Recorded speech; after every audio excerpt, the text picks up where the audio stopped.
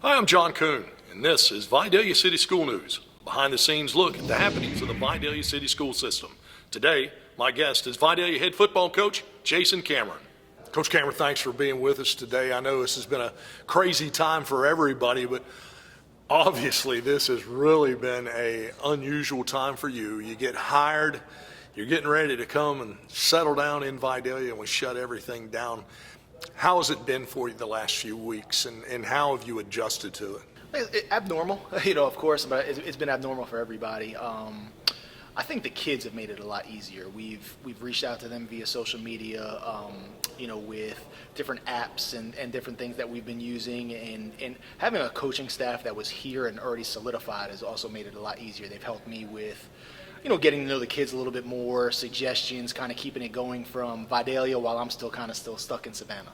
When you got here, obviously you were ready to proceed with putting in your game plan, putting in your training regimen, and getting ready for spring, and all of that was shut down. Have you been able to do some of that, though, through the social media and through the video chats? Oh, absolutely. We do installs, defensive installs on Wednesdays, offensive installs on Sundays. So we have a routine that we're trying to get these kids in some sense of normalcy as much as we can. So we just keep telling the kids that we need to handle the mental part now. So once that physical part, we're able to, hit that grass, we need to hit it running. We can't be still learning the mental part. The mental part's got to be handled now. What we've missed in the springtime is just the overall evaluation of the kids. What can each kid do? Like I said, the coaching staff has helped out tremendously with that, but just kind of seeing it in person and seeing, that kid could do this or this kid could do that. Coaching staff, you mentioned your coaching staff. I know you're bringing some guys on, but the guys that have been here, that has also, I guess, been a little difficult trying to find out where you want each person, because you haven't seen them in an operation except just in talking and in person. Absolutely. In person, in a sense, like personal conversations, I've had maybe a handful with the coaching staff, which is tough. As much as Zoom and these video conferences, it's working right now. I don't love it. I'm more of a personal guy. I want to see you, dap you up, give you a hug, and speak to you in person. But you're doing the best that you can. They're a phenomenal group of guys, so I think that once again has made it easier. They're very receptive. They've jumped in full force and have made the transition and this abnormal circumstance a lot easier. Talk about the physical part of it. How hard is it to get the kids, the athletes, to be able to continue to train in some type of capacity, so when you do get the all clear, whenever that may be, they won't be too far behind? And that's why I keep telling people, what we're missing out on right now is training.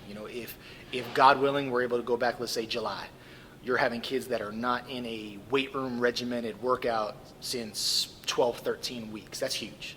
Football will take care of itself. Scheme will take care of itself. Our job is to get these kids physically and mentally ready. What we've done is we've done some fun things. We use an app where it's almost like a mass communication app. We've challenged the kids to post videos, post pictures, and call out a teammate, call out a coach. And we've had a lot of fun with it. Some guys, the trash talking started, and the videos, my phone is constantly going off. And that just, when I met the coaches and they talked about the kids, they talked about their work ethic and their work regimen, and it's showing now. You can tell these kids, they're chomping at the bit to get back, and they're working the best they can during this time.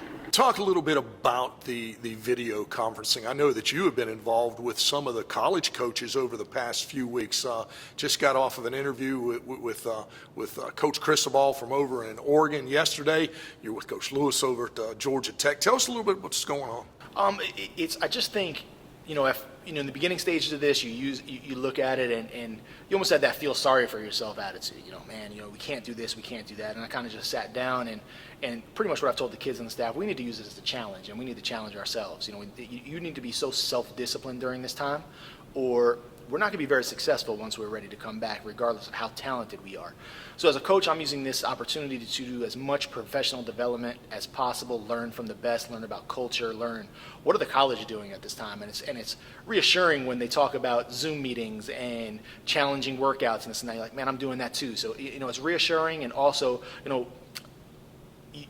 when you're you got to learn from the best. And when you're on video conferences with Jeff Collins, Cristobal, Kirby Smart, that's the best of the best. So if I get a little thing from them and a little thing from, even the high school coaches I've been talking about, it's going to make a smoother transition once we get going again.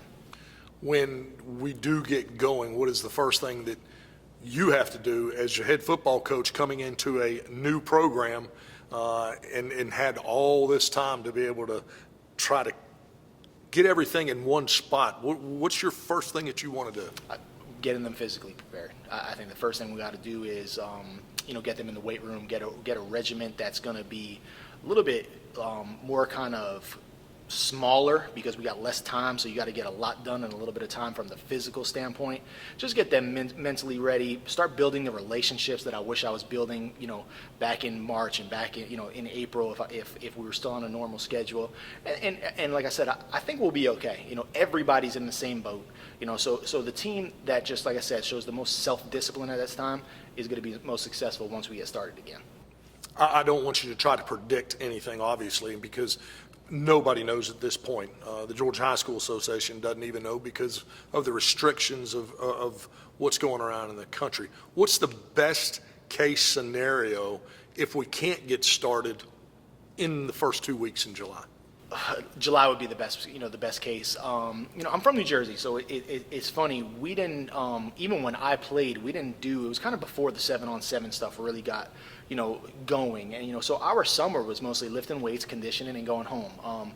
And we didn't start our first official practice until August 15th. That was when, the 2-a-days started and this and that. So kind of like experience starting a little bit later. Now, Georgia season starts a lot earlier. We didn't start our first game in New Jersey until after Labor Day.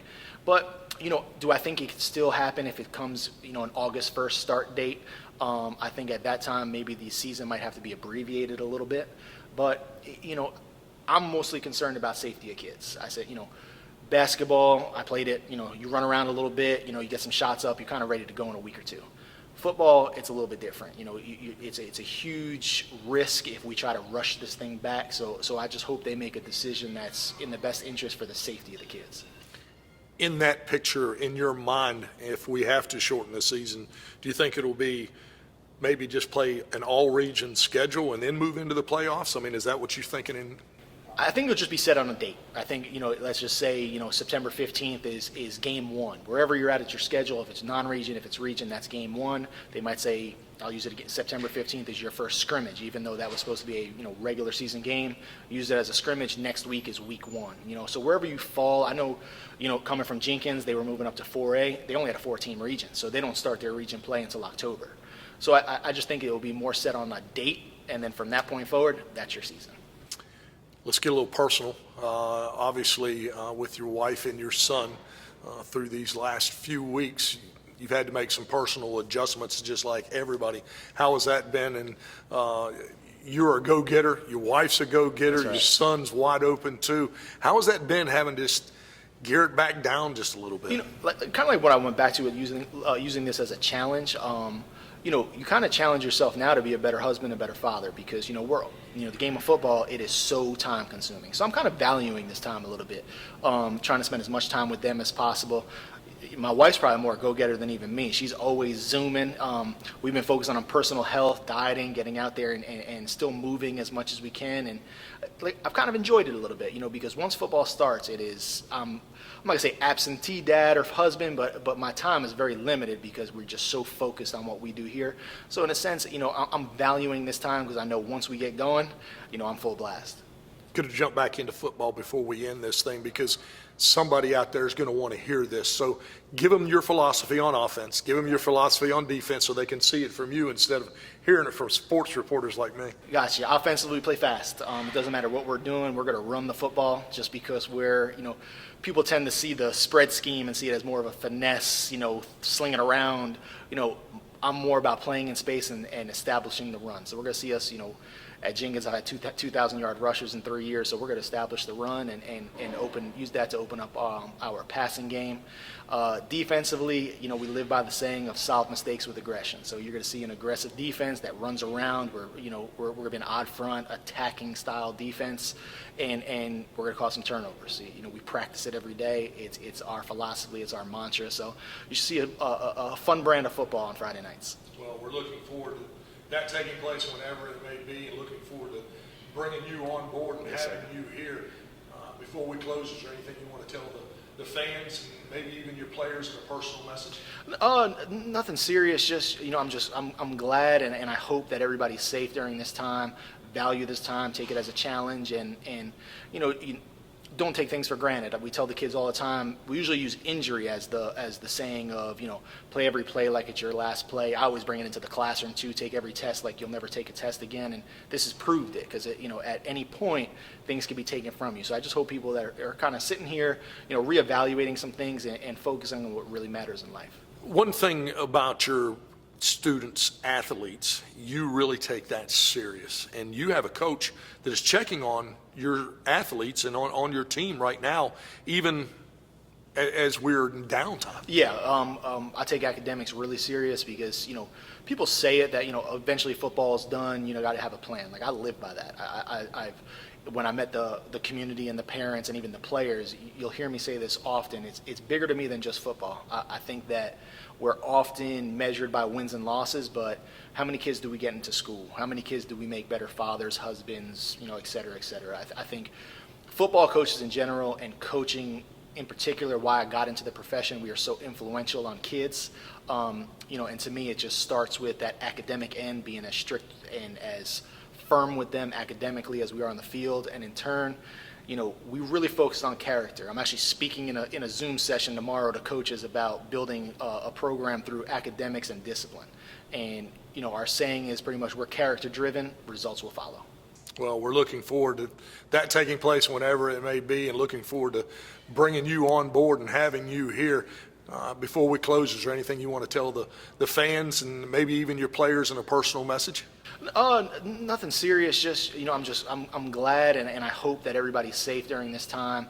Value this time, take it as a challenge, and don't take things for granted. We tell the kids all the time. We usually use injury as the saying of play every play like it's your last play. I always bring it into the classroom too. Take every test like you'll never take a test again, and this has proved it because at any point things can be taken from you. So I just hope people that are kind of sitting here, reevaluating some things and focusing on what really matters in life. Coach, thanks for taking time to come by and see us. We look forward to working with you. Thank you. Appreciate it. Thank you.